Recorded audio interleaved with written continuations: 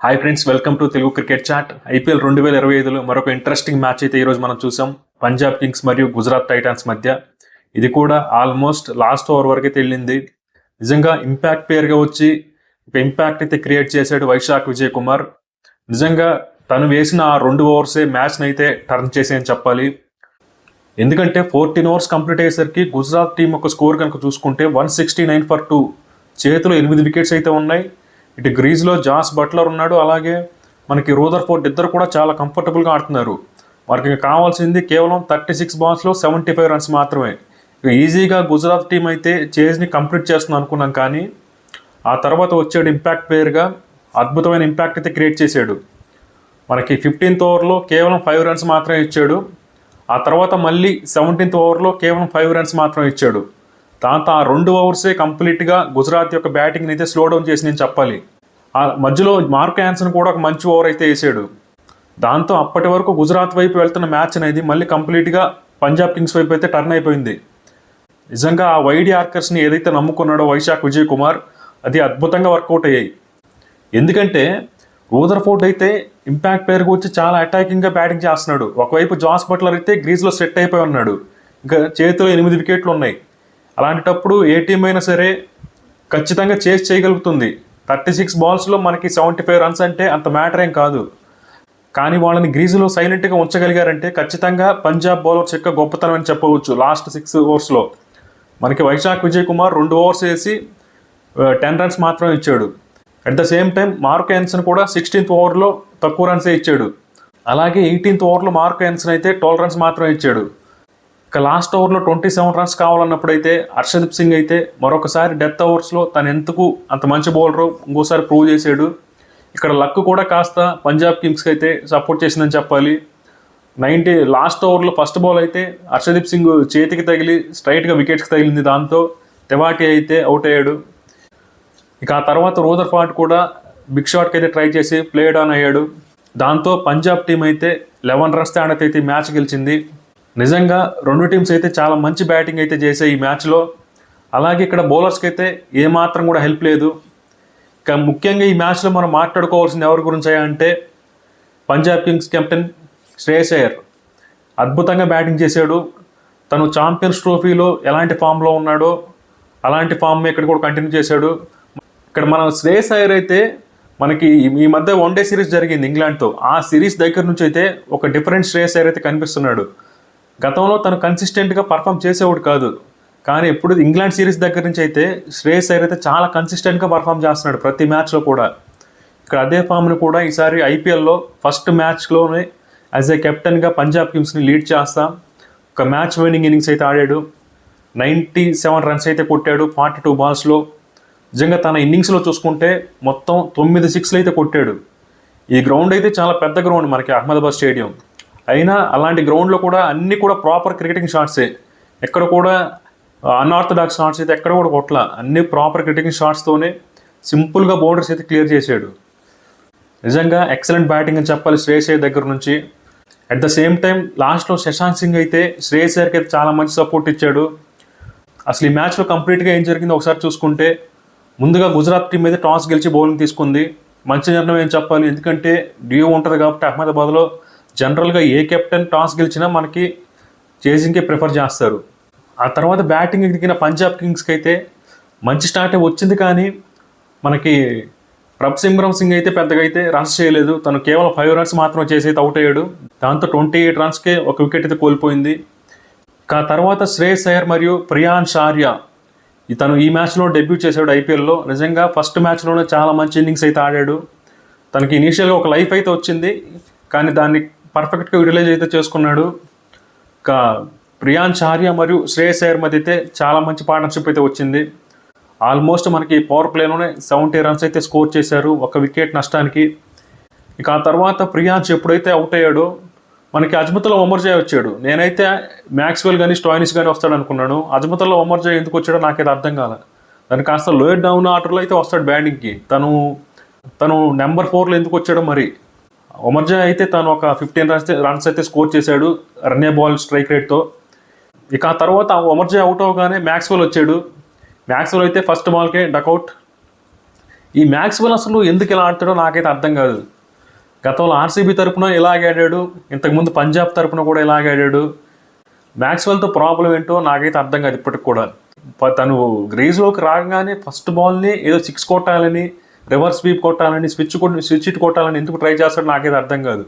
ఇప్పుడు ఎంత గొప్ప బ్యాట్స్మెన్ అయినా కనీసం గ్రీజ్లోకి వచ్చిన తర్వాత ఒక 4-5 బాల్ ఆడాలి కదా. అప్పుడు కదా మీరు రివర్స్ స్వీప్ స్విచ్ హిట్ కొట్టాల్సింది. ఫస్ట్ బాల్ నుంచి అటాక్ చేయాల్సినంత అవసరం ఏముంది? ఇప్పుడు తను ఏదైనా ఫినిషర్గా ఉన్నా వచ్చాడా? నెంబర్ 7లో, నెంబర్ 8లో లేదు కదా. తన బ్యాటింగ్కి వచ్చేది జనరల్గా నెంబర్ 4లోనో లేదా నెంబర్ 5లోనో వచ్చాడు. అలాంటప్పుడు ఫస్ట్ బాల్కే రివర్స్ స్వీప్ కొట్టాల్సిన అవసరం ఏముంది? నిజంగా మ్యాక్స్వెల్ అయితే లాస్ట్ సీజన్లో ఏ తప్పు అయితే చేశాడో సేమ్ అదే చేస్తున్నాడు.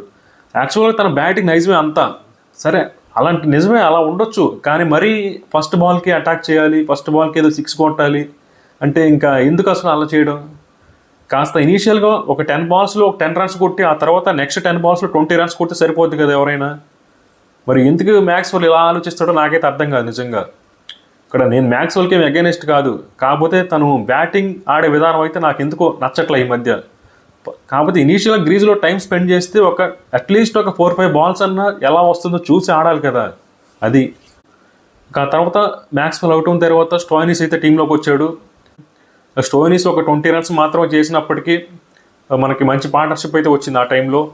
ఇక ఆ తర్వాత ఎప్పుడైతే స్టోయినిస్ అవుట్ అయ్యాడో ఆ తర్వాత మనకి శ్రేయస్ అయ్యర్ మరియు శశాంక్ సింగ్ మధ్య అయితే ఒక అద్భుతమైన పార్ట్నర్షిప్ అయితే వచ్చింది. చాలా ఫాస్ట్గా వచ్చింది చెప్పాలంటే. ఆఖరి 28 బాల్స్లో 81 రన్స్ అయితే స్కోర్ చేశారు. దాంతోనే మనకి పంజాబ్ స్కోర్ అయితే ఆల్మోస్ట్ 243 వరకు అయితే వెళ్ళగలిగింది. అంటే యాక్చువల్గా అయితే ఒక 220 వస్తుంది అనుకున్నాం, కానీ 243 వరకు వెళ్ళగలిగిందంటే ఖచ్చితంగా అది శశాంక్ సింగ్ ఒక పవర్ఫుల్ హిట్టింగ్ వల్లే.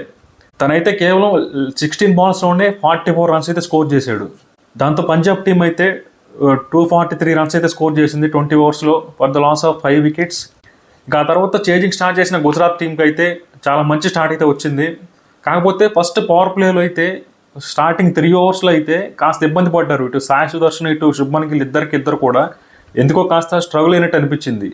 ఆ తర్వాత నెక్స్ట్ 3 ఓవర్స్ అయితే ఫస్ట్ 3 ఓవర్స్లో వీళ్ళ స్కోర్ అయితే కాస్త తక్కువే. ఆ తర్వాత నుంచి అటాక్ చేయడం మొదలుపెట్టారు ఇద్దరు. ఇనీషియల్గా శుభ్మన్ గిల్ అటాక్ చేశాడు. ఆ తర్వాత సాయి సుదర్శన్ కూడా తను కూడా ఇనీషియల్గా స్లోగానే ఆడాడు. కాకపోతే ఇక్కడ పవర్ ప్లేలో 60 రన్స్ అయితే వచ్చాయి గుజరాత్ టీంకి. అయితే ఇది ఏమాత్రం కూడా సరిపోదు. ఎందుకంటే మనకి 243 రన్స్ చేస్ చేస్తున్నప్పుడు మనకి పవర్ ప్లేలో అట్లీస్ట్ మీకు 80 నుంచి 90 రన్స్ వస్తే తప్ప మనకి చేజ్ ఈజ్ ఆన్ అని చెప్పలేం. కాబట్టి వాళ్ళు పవర్ ప్లేలో అయితే కాస్త వెనకబడ్డారని చెప్పొచ్చు. ఎందుకో ఇనీషియల్గా 2-3 ఓవర్స్లో అయితే కాస్త తడపడ్డారు. శుభ్మన్ గిల్ అయితే 33 రన్స్ అయితే స్కోర్ చేశాడు 15 బాల్స్లో. ఇక ఆ తర్వాత సాయి సుదర్శన్ మరియు జాస్ బట్లర్ మధ్య అయితే చాలా మంచి పార్ట్నర్షిప్ అయితే వచ్చింది. ఆల్మోస్ట్ 84 రన్స్ పార్ట్నర్షిప్ అయితే వచ్చింది. చాలా క్విక్గా కూడా వచ్చింది. వీళ్ళిద్దరు బ్యాటింగ్ చేస్తున్నప్పుడు అయితే ఇక మ్యాచ్ అయితే గుజరాత్దే అనుకున్నాం. కానీ ఎప్పుడైతే బట్లర్ అవుట్ అయ్యాడో ఆ తర్వాత కూడా రూదర్ఫోర్డ్ అయితే వచ్చినప్పుడు చాలా బాగా బ్యాటింగ్ చేశాడు. కానీ 14th ఓవర్ తర్వాత మాత్రం కంప్లీట్గా అయితే మ్యాచ్ అనేది మారిపోయింది. కంప్లీట్గా బ్యాటింగ్ డైనమిక్స్ మొత్తం చేంజ్ అయిపోయాయి. లాస్ట్ 6 ఓవర్స్లో అయితే పంజాబ్ కింగ్ అయితే మామూలుగా కంబ్యాక్ ఇవ్వలేదు. ఆ వైడ్ యార్కర్స్ని నమ్ముకున్నారు. వైశాఖ్ విజయ్ కుమార్ ఇంపాక్ట్ ప్లేయర్గా వచ్చి నిజంగా ఈ మ్యాచ్ గెలవడంలో అయితే క్లియర్ రోల్ ప్లే చేశాడని చెప్పొచ్చు. బ్యాటింగ్లో శ్రేయస్ అయ్యర్ మరియు శశాంక్ సింగ్, అలాగే బౌలింగ్లో చూసుకుంటే వైశాఖ్ విజయ్ కుమార్ మరియు మార్కో జాన్సన్, అలాగే హర్షదీప్ సింగ్, వీళ్ళు ముగ్గురు అయితే చాలా బాగా పర్ఫామ్ చేశారని చెప్పాలి. దాంతో పంజాబ్ టీం అయితే 11 రన్స్ తేడాతో అయితే విజయం సాధించింది. Anyway it's a very good victory for Punjab Kings. Shreyas Iyer అయితే కెప్టెన్గా తన మొదటి మ్యాచ్లోనే పంజాబ్ కింగ్స్ తరఫున ఒక మంచి ఇన్నింగ్స్ అయితే ఆడాడు, టీంని అయితే గెలిపించాడు. మనం ప్రివ్యూలో కూడా మాట్లాడుకున్నాం పంజాబ్ దగ్గర చాలా మంచి టీం ఉందని. అలాగే శ్రేయస్ అయ్యర్ లాంటి ఒక మంచి కెప్టెన్ ఉన్నాడు. వాళ్ళకి ఈసారి ఐపీఎల్లో చాలా మంచి ఛాన్సెస్ అయితే ఉన్నాయి. మరి వీళ్ళు మిగిలిన మ్యాచెస్లో ఎలా పర్ఫామ్ చేస్తారో చూడాలి. At the same time GT team కూడా చాలా బాగానే పర్ఫామ్ చేసింది. వాళ్ళు కూడా ఆల్మోస్ట్ చేజ్ దగ్గరికి అయితే వెళ్ళారు.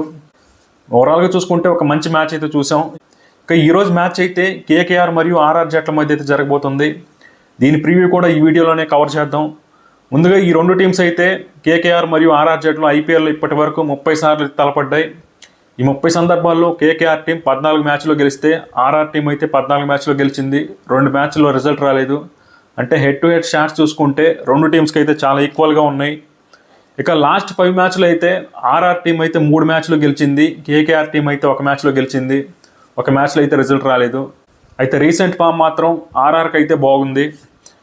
ఇక రేపు మ్యాచ్ జరగబోయే అస్సాంలోని గౌహతి స్టేడియంలో పిచ్ ఎలా ఉండబోతోంది, అలాగే ఇక్కడ స్టాట్స్ ఎలా ఉన్నాయి కనుక చూసుకుంటే, ముందుగా ఇది అస్సాం స్టేడియం అనేది మనకి రాజస్థాన్ రాయల్స్కి అయితే సెకండ్ హోమ్ గ్రౌండ్. యాక్చువల్గా ఆర్ఆర్ టీంకి అయితే మనకి జైపూర్ అయితే హోమ్ గ్రౌండ్. కాకపోతే ప్రతి సీజన్లో 2 మ్యాచ్లు అయితే అస్సాంలో కండక్ట్ చేస్తారు ఆర్ఆర్ వాళ్ళకి ఇది సెకండ్ హోమ్ గ్రౌండ్ అనమాట. ఇక అస్సాంలో ఇప్పటి వరకు ఐపీఎల్లో 4 మ్యాచ్లు అయితే జరిగాయి. ఫస్ట్ బ్యాటింగ్ చేసిన టీం 2 సార్లు గెలిస్తే, చేస్ చేసిన టీం అయితే 1 సారి గెలిచింది. 1 మ్యాచ్లో అయితే రిజల్ట్ రాలేదు. ఆ రిజల్ట్ రాని మ్యాచ్ అయితే లాస్ట్ ఇయర్ జరిగింది. ఆ మ్యాచ్లో అయితే కంప్లీట్గా వర్షం పడటం వల్ల మ్యాచ్ అనేది అసలు ఒక టాస్ కూడా పడలేదు. దాంతో ఈ గ్రౌండ్లో కనుక చూసుకుంటే ఫస్ట్ బ్యాటింగ్ చేసిన టీంకి అడ్వాంటేజ్ ఉందని చెప్పాలి. ఎందుకంటే సెకండ్ హాఫ్లో పిచ్ అనేది కాస్త స్లో అయ్యే అవకాశం ఉంది. అలా కాకుండా డ్యూ ఫ్యాక్టర్ ఉంటే మాత్రం ఖచ్చితంగా మనకి చేస్ చేయడమే బెటర్.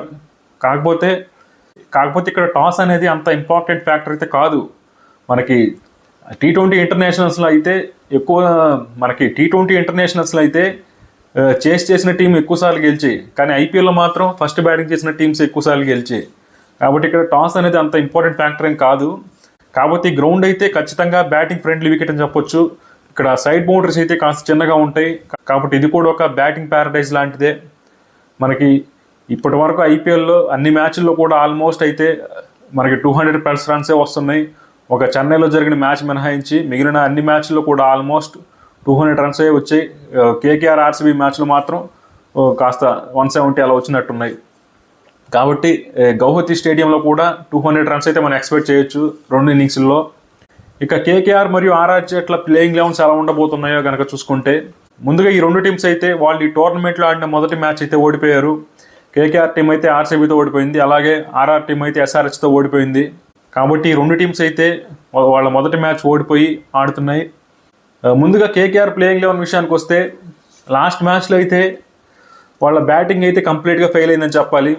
వాళ్ళ కెప్టెన్ అజింక్య రహానే, అలాగే మనకి సునీల్ నారాయణ్, వీళ్ళిద్దరు మినహాయించి మిగిలిన బ్యాట్స్మెన్స్ అయితే అందరూ ఫెయిల్ అయ్యారు. ఎవ్వరు కూడా ఇంపాక్ట్ అయితే చూపించలేదు. ముఖ్యంగా వాళ్ళ మిడిల్ ఆర్డర్లో రింకు, రషెల్ మరియు రమణ్దీప్ వీళ్ళ ముగ్గురు ఫెయిల్ అవ్వడం వల్ల ఆ టీం స్కోర్ అయితే 170 దగ్గర ఆగిపోయింది లాస్ట్ మ్యాచ్లో. కాబట్టి కేకేఆర్ టీం అయితే బౌలింగ్లో బాగానే ఉంది, కానీ బ్యాటింగ్లో మాత్రం ఖచ్చితంగా ప్రాబ్లమ్స్ అయితే ఉన్నాయి. మనకి లాస్ట్ మ్యాచ్ ఓడిపోవడానికి కూడా వాళ్ళ బ్యాటింగే కారణం. లాస్ట్ మ్యాచ్లో వాళ్ళ బౌలర్స్ అయితే బాగానే బౌలింగ్ చేశారు. కొంచెం రన్స్ ఇచ్చినప్పటికీ కూడా అక్కడ రన్స్ ఇస్తారు ఆ గ్రౌండ్లో, కాకపోతే బ్యాటర్సే రన్స్ స్కోర్ చేయలేదు. సునీల్ నారాయణ్ అయితే ఆ పిచ్లో కూడా ఆల్మోస్ట్ బిలో 7 ఎకానమీతో అయితే బౌలింగ్ చేశాడు. వరుణ్ చక్రవర్తి కాస్త రన్స్ ఇచ్చినప్పటికీ తను రీసెంట్గా చాలా మంచి ఫామ్లో ఉన్నాడు, కాబట్టి తను తిరిగి ఫామ్ అందు కూడా పెద్ద కష్టం కాదు వరుణ్ చక్రవర్తికి. కాబట్టి కేకేఆర్ బ్యాటింగ్లో అయితే ప్రాబ్లమ్స్ ఉన్నాయి. ఇక ఆర్ఆర్ టీం విషయానికి వస్తే, వాళ్ళు లాస్ట్ మ్యాచ్లో బౌలింగ్లో కంప్లీట్గా చేతులు ఎత్తేసారని చెప్పాలి. అలాగే మనకి రియాన్ పరాగ్ కెప్టెన్సీ కూడా ఏమాత్రం అప్ టు ద మార్క్ లేదు. ముఖ్యంగా జోఫ్రా ఆర్చర్ అయితే అసలు ఆ బౌలింగ్ ఏంటో మనకైతే అర్థం కాలేదు. నేను చెప్తున్నాను కదా, జోఫ్రా ఆర్చర్ అయితే ఇండియన్ పిచ్చెస్ మీద అంత ఎఫెక్టివ్ బౌలర్ అయితే కాదు. తను ఇంగ్లాండ్లో చాలా మంచి బౌలర్ అయి ఉండొచ్చు, అలాగే తను ఫాస్ట్ పిచ్ల మీదే తను మంచి ఎఫెక్టివ్గా బౌలింగ్ చేయగలడు. మనకి ఇండియాలో ఏంటంటే ముఖ్యంగా ఐపీఎల్లో ఆ స్లోయర్ వన్స్ వేసే బౌలర్ కావాలి, అలాగే ఆ కట్టర్స్ వేసే బౌలర్ కావాలి. మనకి జోఫ్రా ఆర్చర్ చూసుకుంటే తను 140-145 స్పీడ్తో బౌలింగ్ చేస్తాడు. తన ఆ పేస్ని కంట్రోల్ చేయలేడు ఎప్పుడు. తన ఫాస్ట్గా వేస్తాడు, లేదంటే యార్కర్స్ వేస్తాడు, అంతే తప్ప తను కట్టర్స్ వేయలేడు, తను స్లోయర్ వన్స్ వేయలేడు. కాబట్టి జోఫ్రా ఆర్చర్ అయితే అంత ఎఫెక్టివ్ కాదనిపిస్తుంది నన్ను అడిగితే. లాస్ట్ మ్యాచ్లో మరి 4 ఓవర్స్లో 76 రన్స్ ఇవ్వడం ఏంటి? కాబట్టి జోఫ్రా ఆర్చర్ ప్లేస్లో వేరే వాళ్ళు ఎవరైనా టీంలోకి వస్తారా అంటే, ఏమో ఒక మ్యాచే కదా ఫెయిల్ అయింది, తన్నే కంటిన్యూ చేయాలనుకుంటే తనతోనే వెళ్తారు, లేదంటే వేరే బౌలర్ని ఏమన్నా తీసుకొస్తారు. అంతకుమించి పెద్దగా మార్పులు అయితే ఉండకపోవచ్చు రెండు టీమ్స్లో. లాస్ట్ మ్యాచ్లో ఏ ప్లేయింగ్ లెవెన్తో వెళ్ళారో సేమ్ అదే ప్లేయింగ్ లెవెన్తో వెళ్తారు అనుకుంటున్నా. చేస్తే గీస్తే ఏదన్నా ఒకటి మార్పు చేయొచ్చేమో రెండు టీమ్స్, అంతకుమించి అయితే మార్పులు అయితే ఉండవు. మరి మ్యాచ్లో ఏ టీం గెలిచే అవకాశం ఉంది, కేకేఆర్ గెలుస్తుందా మరియు ఆర్ఆర్ గెలుస్తుందా అంటే రెండు టీమ్స్ని సైడ్ బై సైడ్ కంపేర్ చూసుకుంటే ఒక టీంకి అయితే బ్యాటింగ్లో ప్రాబ్లం ఉంది, ఇంకొక టీంకి అయితే బౌలింగ్లో ప్రాబ్లం ఉంది. మనకి ఆర్ఆర్కి అయితే లాస్ట్ మ్యాచ్లో మనకి జైస్వాల్ అయితే ఫెయిల్ అయ్యాడు, సంజు శాంసన్ చాలా బాగా ఆడాడు, మనకి రియాన్ పరాగ్ ఫెయిల్ అయ్యాడు, కానీ ధ్రువ్ జురెల్ చాలా బాగా ఆడాడు. At the same time Shimron Hetmyer కూడా చాలా బాగా ఆడాడు. కాబట్టి ఆర్ఆర్ టీం అయితే బ్యాటింగ్ అయితే బాగానే ఉంది. జైస్వాల్ ఫామ్లోకి వచ్చేస్తే ఇంకేం ఉండదు, వాళ్ళ బ్యాటింగ్ అయితే చాలా బాగుంటుంది ఆర్ఆర్కి. కానీ వాళ్ళ బౌలింగ్లో అయితే ప్రాబ్లమ్స్ అయితే కనిపిస్తున్నాయి. మనకి దేశపాండే అయితే మంచి బౌలింగ్ వేసాడు, అలాగే మహేష్ తీక్షణ కూడా పర్లేదు బాగానే బౌలింగ్ చేశాడు. వీళ్ళు ఫాస్ట్ బౌలర్సే. మనకి సందీప్ శర్మ అయితే అంత గొప్పగా అయితే పర్ఫామ్ చేయలేదు లాస్ట్ మ్యాచ్లో. తన స్లోయర్ వన్స్ అయితే వర్కౌట్ అవ్వట్లేదు, మరి తను ఎలా పర్ఫామ్ చేస్తాడో చూడాలి. అలాగే జోఫ్రా ఆర్చర్ అయితే ఇంకా చెప్పాల్సిన అవసరం లేదు, ఆల్మోస్ట్ 76 రన్స్ ఇచ్చాడు 4 overs వేసి. అదే దాన్ని బట్టి వీళ్ళకి ఆర్ఆర్ బౌలింగ్ అయితే చాలా వీక్గా అనిపిస్తుంది. ఇంకా అదర్ హ్యాండ్ కేకేఆర్ విషయానికి వస్తే వీళ్ళ బ్యాటింగ్ అయితే ప్రాబ్లమ్స్ కనిపిస్తున్నాయి. అంటే ఆన్ ద పేపర్ అయితే వీళ్ళైతే చాలా బిగ్ నేమ్స్ కేకేఆర్ టీంలో. మనకి రింకు కానీ, రషెల్ కానీ, రమణ్ దీప్ కానీ వీళ్ళంతా చాలా మంచి ఫినిషర్స్. కాబట్టి వీళ్ళు ముగ్గురు ఫెయిల్ అయ్యారు లాస్ట్ మ్యాచ్లో. మరి వీళ్ళు ఎలా పర్ఫామ్ చేస్తారో చూడాలి. అంతేకాకుండా క్వింటన్ డికాక్ కూడా ఫెయిల్ అయ్యాడు. కాబట్టి వీళ్ళంతా ఫామ్లో కనుక వస్తే కేకేఆర్ బ్యాటింగ్ అయితే చాలా బాగుంటుంది. At the same time KKR bowling అయితే బాగానే ఉంది. ముఖ్యంగా వాళ్ళ టీంలో ఆ స్పిన్నర్స్ అయితే ఖచ్చితంగా ఆ టీంకి బిగ్గెస్ట్ అసెట్ అనే చెప్పాలి. మనకి వరుణ్ చక్రవర్తి అయితే ఎలాంటి ఫామ్లో ఉన్నాడో తెలుసు. లాస్ట్ మ్యాచ్లో ఫెయిల్ అయ్యాడు, కానీ తను చాలా మంచి ఫామ్లో ఉన్నాడు. ఇక సునీల్ నారాయణ అయితే కేకేఆర్ టీంలో తను ఆడినంత కాలం కేకేఆర్ టీంకి ఎక్స్ ఫ్యాక్టర్ ఎవరంటే ఖచ్చితంగా సునీల్ నారాయణ అని చెప్తాను నేనైతే. తను క్రియేట్ చేసినంత ఇంపాక్ట్ అయితే ఇంకా ఏ ప్లేయర్ క్రియేట్ చేయలేడు. తను బ్యాట్తో రీసెంట్గా బాగా బ్యాటింగ్ చేస్తున్నాడు, కానీ తన బౌలింగ్లో ఆ 4 overs ఏవైతే ఉన్నాయో అవి మాత్రం ఆ టీంకి ఎప్పటికీ చాలా విలువైనవి. లాస్ట్ మ్యాచ్లో కూడా అందరూ రన్స్కి వెళ్ళిపోతే తను కేవలం బిలో 7 ఎకానమీతో బౌలింగ్ చేస్తాడంటే అర్థం చేసుకోవచ్చు. కాబట్టి బౌలింగ్లో అయితే మనకి కేకేఆర్ టీం కాస్త బాగుంది, బ్యాటింగ్లో అయితే ఆర్ఆర్ టీం అయితే కాస్త అహెడ్ అయితే ఉంది. ఇంకా ఏ టీం గెలిచే అవకాశం ఉందంటే మాత్రం కేకేఆర్కి అయితే స్లైట్ ఎడ్జ్ ఉందనిపిస్తుంది. దానికి కారణం వాళ్ళ మిస్టరీ స్పిన్నర్స్ మనకి వరుణ్ చక్రవర్తి మరియు Sunil Narayan. At the same time వాళ్ళ బ్యాటర్స్ ఫామ్లోకి వస్తే ఆ టీం అయితే బాగుంటుంది. నాకెందుకు కేకేఆర్కి అయితే మ్యాచ్ అయితే గెలిచే అవకాశం ఉందనిపిస్తుంది ఈరోజు. మరి చూద్దాం ఏం జరుగుతుందో.